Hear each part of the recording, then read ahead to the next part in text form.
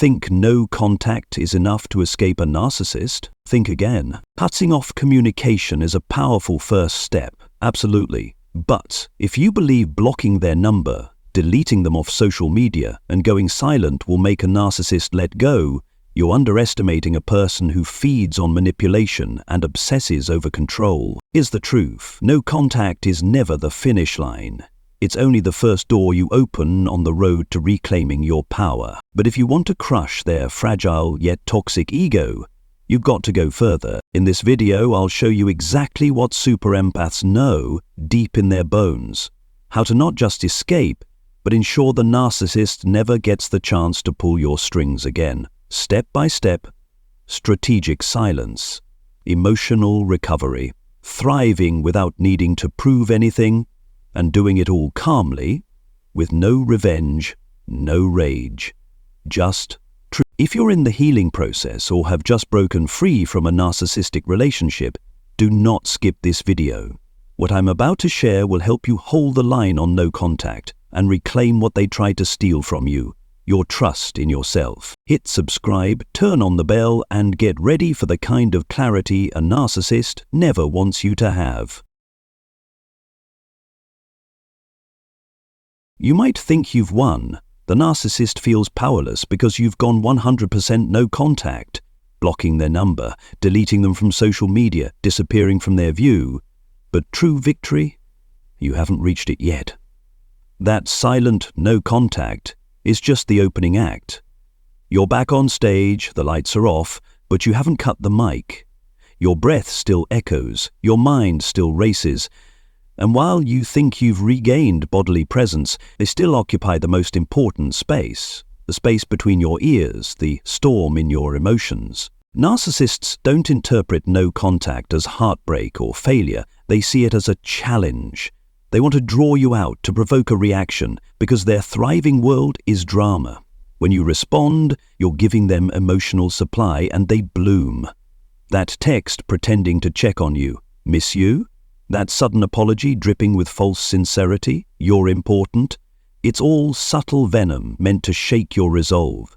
Then come the flying monkeys. Mutual friends and acquaintances used to probe whether you've softened. They create online drama, post vague updates, egg this with your reactions, and when you get caught in it, you've stepped right back into their trap. Don't underestimate this tactic. If no contact isn't backed by unwavering inner strength and emotional autonomy, you're merely removed from their physical orbit.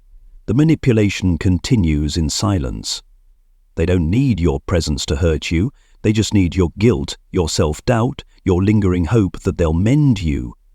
If you secretly check if they went online last night or if they're still processing, you're still trapped in their ghostly web. Status updates that try to prove you're just fine, still energy for them. This is why no contact is not the final move. It's like walking onto a silent stage and not turning off your mic. You're still alive in their world through your thoughts and feelings.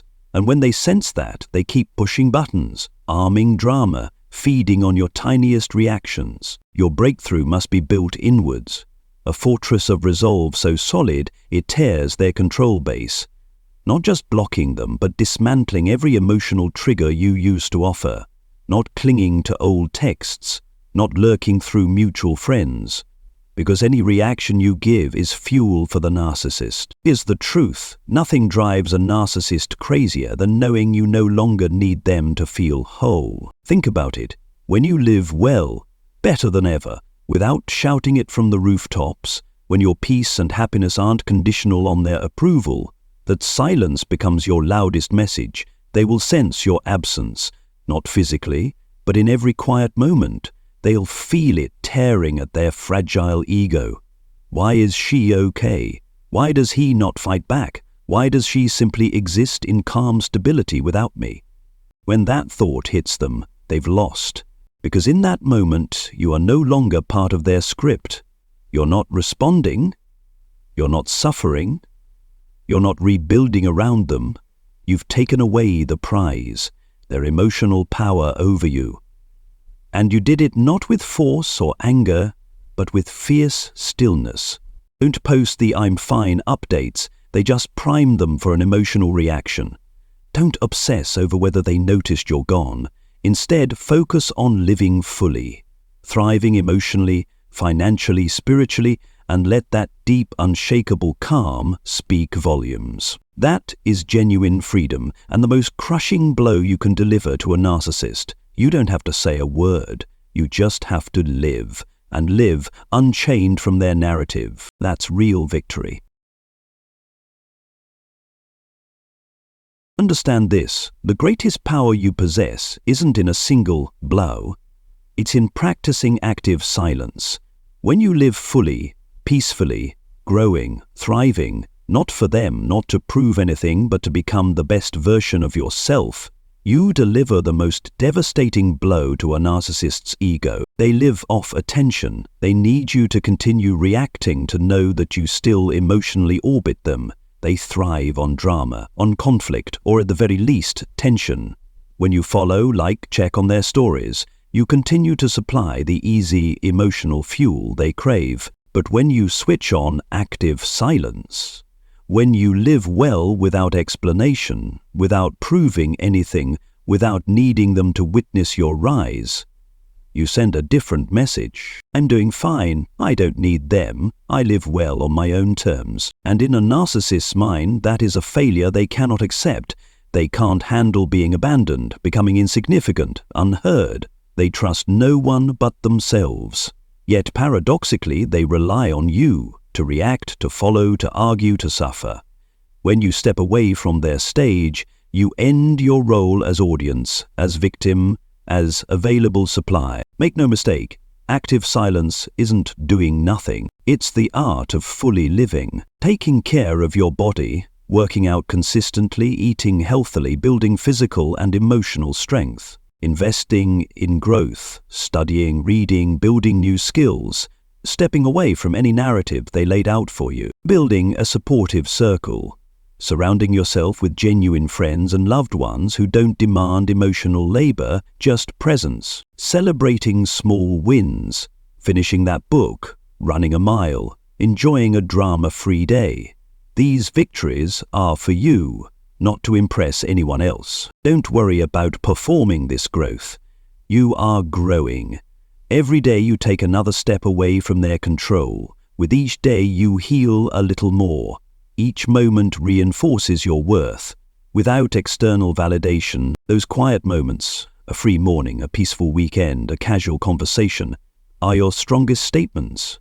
You don't have to post them online. You don't have to announce them. Your life becomes proof enough. This is the smartest counterattack against a narcissist. You don't need to confront them. You don't have judgment. You simply live well, and in doing so, you force them to face a stark truth. You are no longer available supply. You've become uncontrollable, manipulation-resistant, self-directed, and you don't need to feel frustrated about it. You don't need them to notice, because you no longer live for anyone else's validation. You live for yourself, for the reclamation of your freedom, for the person you are and always have been, a person worthy of respect and belonging. At this stage, you aren't just stepping out of the narcissist's shadow. You're stepping into your own light.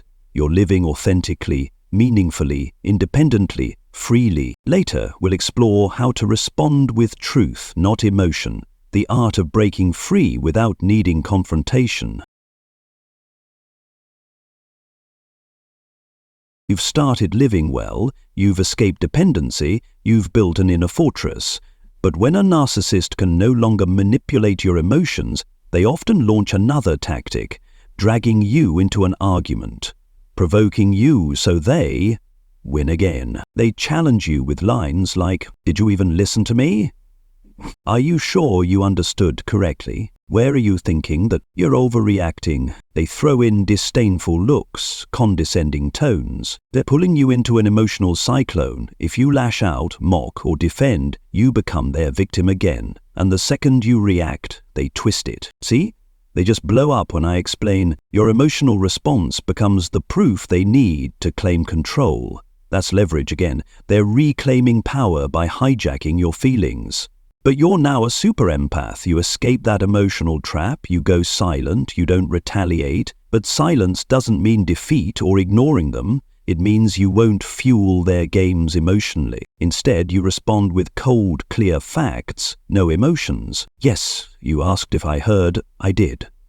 You said A that day, then said B. I kept the messages. I remembered, because A and B don't match. I'm stating facts to understand the inconsistency. You don't yell, you don't criticize, you just present the evidence. You called them a friend yesterday, but now it's someone else. I'd like your clarification so I can understand. You frame it as a question they must answer, not evade. For a narcissist, this isn't what they expect. No anger, no tears, no defensiveness, but a calm question demanding logic. You hand them the burden of explanation. You give them space to correct, or admit they won't. And guess what?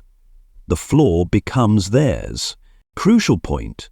You're absolutely precise. No talk of feelings, just facts. This places you outside their emotional battlefield and demands accountability for their dissonance. They've built a reality reliant on your reactive emotions. But you're not reacting. When they lash out, labeling you unstable or dramatic, you reply, "Okay, if you can explain, fine. If not, no. I want clarity." Simple. Clear. Forces them to confront their own contradictions. You're not attacking with emotion. You're using truth as armor. Their accusations fall. They can't regain emotional leverage. Now they have two options. Explain themselves, owning the logic, refuse and justify, revealing they prefer distortion and feel threatened by clarity. Either way, you win mental ground. When they accuse, you calmly insist, feeling, "I'm not looking for comfort. I'm looking for clarity." You're not being harsh. You're asking for honesty. This cracks the narc's game by forcing them out of emotional warfare and into factual defense. They may rage, but that's your first victory. Their anger has no effect anymore. If they go silent, they're recalculating. They can't manipulate you like before. They're facing a challenge. No emotion-based pullback, just zero-sum truth. And the beauty? You remain compassionate, not combative. You're seeking truth, not to shame, but to protect your reality. Your calm clarity says, truth doesn't need a spotlight to exist. It stands firm on its own. They thrive on drama.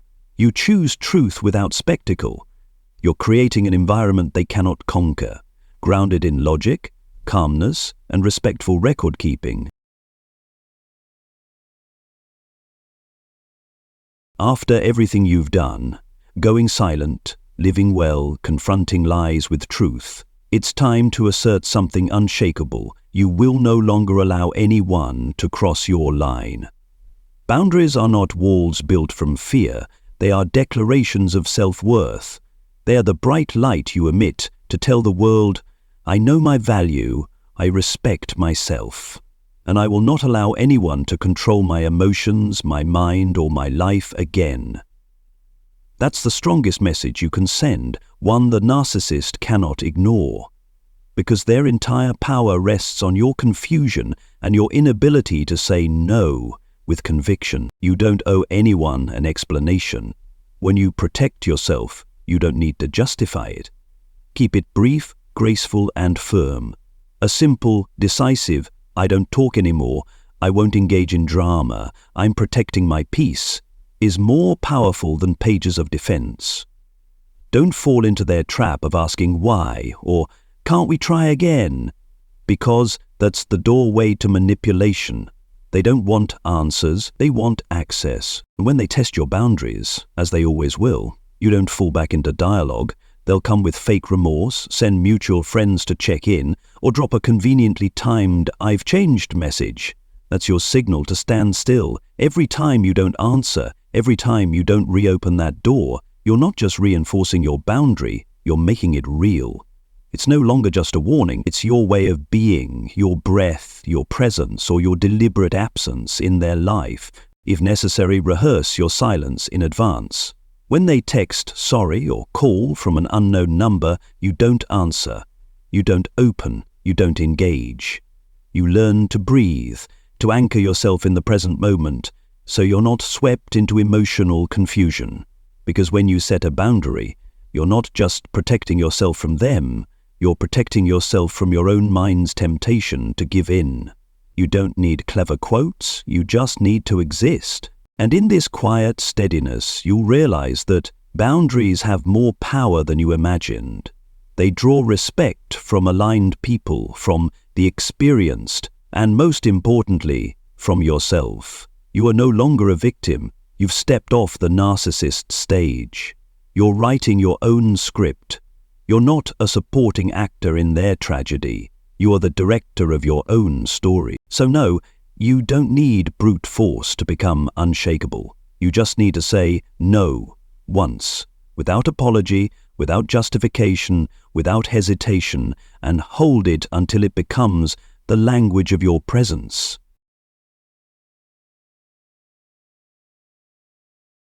You've already separated yourself from the narcissist's influence. You've built an unshakable shield with truth and unwavering boundaries. But one more weapon can still hide in the shadows, the contradictions in their words, actions, and attitudes. You must recognize these as a way to protect yourself even further. Yet for years, you've looked at these contradictions and blamed yourself. Maybe I'm misunderstood. Maybe I'm too sensitive.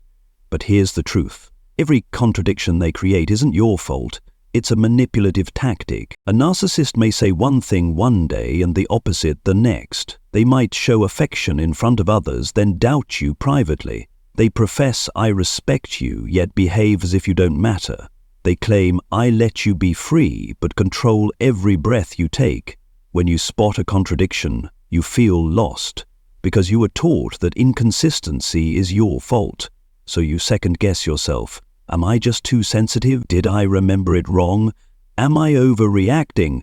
But today, I want to make one thing crystal clear. These contradictions are warning signals, calling you to dig deeper and ask more questions. Because often, they don't want you to understand truth.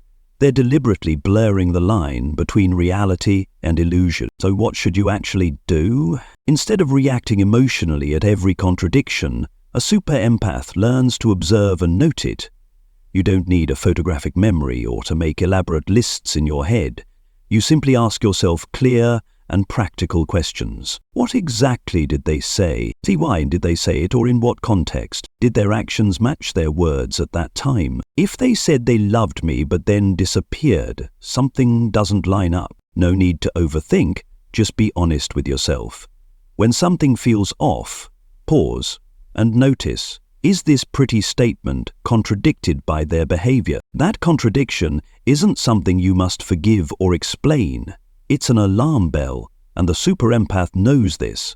When a contradiction appears, the first step is to trust your intuition, not question yourself. Write it down, mentally or physically. Each time you ask yourself, "Did I misunderstand?" you'll have documentation to check. Is this a lie, or a twisting meant to make you doubt yourself? Once you're anchored in clarity, decide on your next move for each contradiction. Acknowledge it's not a minor mistake, but often a hidden manipulation. Ask for a clear explanation, not emotionally, but logically. That day you said X, but later said Y. I want to know why. Don't ignore the discrepancy. This isn't small. It's part of their method to keep you doubting, trapped in their web. By demanding clarity, you're marking territory in your own emotional world. You're telling the narcissist, "Where you are wrong, I hold you accountable. I'm not forgetting or ignoring." What shakes them to their core is the shift from your internal doubt to a request for clarity. That small change can break their control. They lose their biggest weapon, your confusion. They've relied on your uncertainty to pull you back. But when you stop doubting and start analyzing, you strip them of power. They may then protest. "Don't you trust me?" or "You're being too controlling." That's your cue to respond simply. It's not about trust. I trust the truth. I want clarity on what was said. No emotion, no argument, just matter-of-fact clarity. You point out their words. You said A, then did B. Explain. Their silence, aggression, or defensiveness is on you. That's your control. Over time, you'll notice a shift. You no longer fear probing clarity. You don't complicate contradictions with emotions. You're no longer manipulated by feelings. In any relationship, romantic, friendship, or influence, you remain clear-eyed. The narcissist cannot adapt to someone who checks facts, responds rationally, and refuses emotional entrapment. The true power you gain? Even when they patch a lie, you don't need to confront them. You just keep your pen, your note, your clarity. You don't need to publicly accuse them. You simply live balanced, factual, aware, and proactive.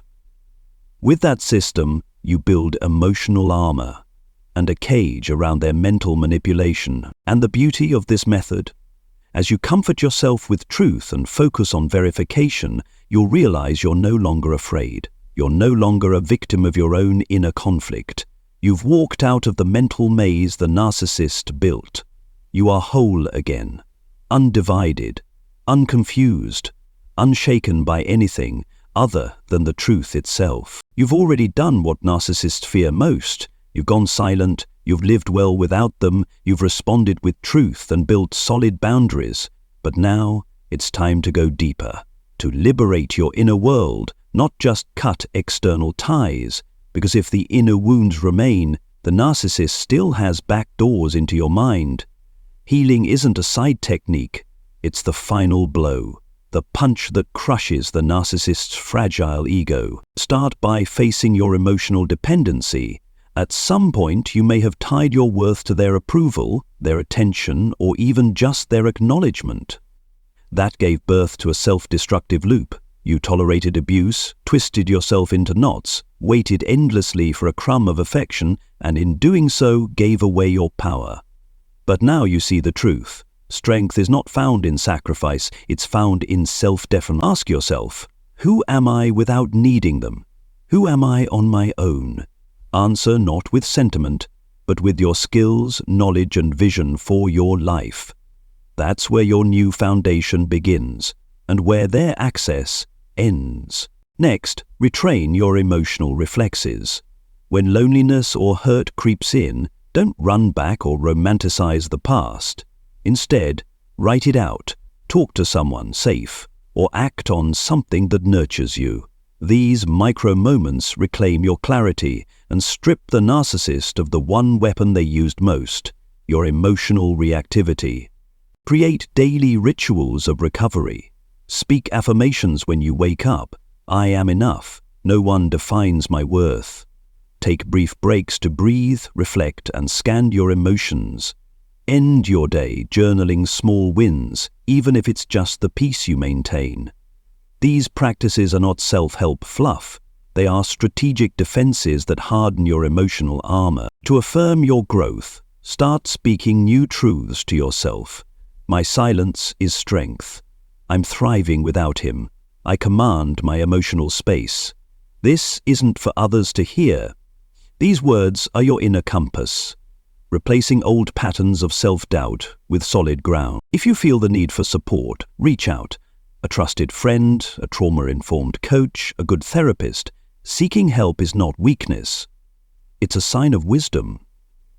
You're reinforcing your foundation, ensuring you never again build your worth on someone else's chaos. By walking this path, you're not just practicing no contact, you're closing the chapter completely. You're delivering the final blow to the narcissist's ego. They can't manipulate you anymore, can't access you emotionally, can't reel you back in, not because of physical distance, but because you've become psychologically untouchable. And when your inner world becomes this unshakable, their illusion of power disintegrates. This is the ultimate victory. No need to scream, no need to retaliate, just live, free, and never give them one more inch of space in your mind. That's how you crush a narcissist's ego for good. As you can see, no contact is just the beginning. It's a silent yet powerful declaration. I'm no longer playing your game. But to truly end it, to crush the narcissist's arrogant, hollow ego, you need more. You need to reclaim your reality, set boundaries, verify the truth, and most importantly, heal from within so they can never manipulate you again. They once controlled you with confusion, emotions, and memories, but now you are in charge. You don't react the way they expect. You don't collapse when they go silent. You don't need them to feel worthy, and that is what leaves them with nothing. No power, no stage, no audience. If you're somewhere in the middle of this journey, know this: you are not alone. And every time you choose truth over emotion, calm over chaos, and your future over someone unworthy, you are dismantling, brick by brick, the false fortress they built to control you. Thank you for watching this video to the end. If today's message resonated with you, please like, share, and subscribe to stay connected to this healing journey. Don't forget to turn on the bell so you won't miss any part of our series on recovery from narcissistic abuse. You're not just surviving, you are rising, and that alone is enough to bring their entire false world crashing down.